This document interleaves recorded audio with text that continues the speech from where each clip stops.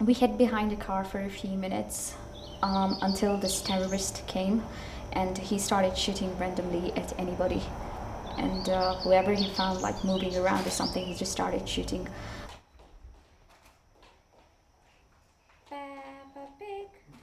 He was very inhuman. He just randomly started shooting at everyone.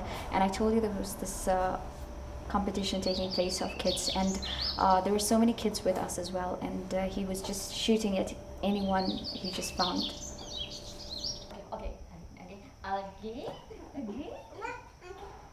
I was next to this teenage boy who lay down there. He was lying flat on his tummy, and he seemed hurt. I wasn't so sure where, and he kept on breathing very, very heavily.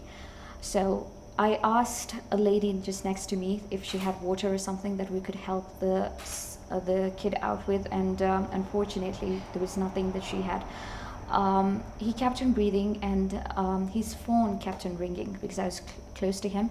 His phone continuously kept on ringing, and I tried to see that this was an attraction, that the ringing phone could bring the terrorist back to us. So I quickly tried to look for the phone, and I checked into his pocket. I checked in his pockets, there was nothing, and I moved closer to him, and there was a phone. I could hear a phone ringing under him, so I put my hand under his tummy. That's when I realized he was shot because he was bleeding. So I pulled out the phone slowly, and I tried to switch it off. It was all full of blood, and I tried to switch off the phone so that it could stop ringing.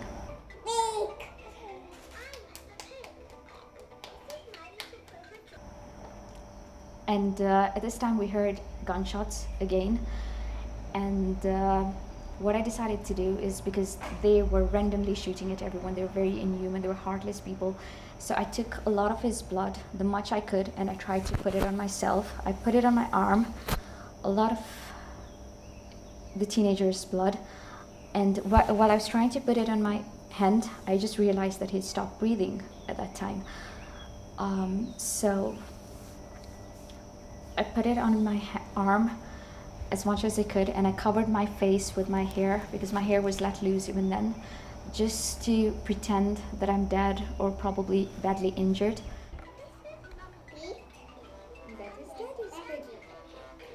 I got a big phone which kept on ringing, and I was like, I was almost on top of him because over there we were all crowded.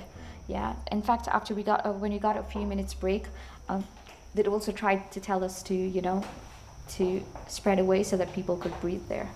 Yeah, because a lot of people were on top of each other over there. We got kids screaming, kids with families screaming in the background, and of course, they didn't know what was happening, so they just kept on screaming. They were saying that I want chocolate, I want, a lot of things happening at the same time, but I just preferred to remain silent and just watch because I really didn't know what to say.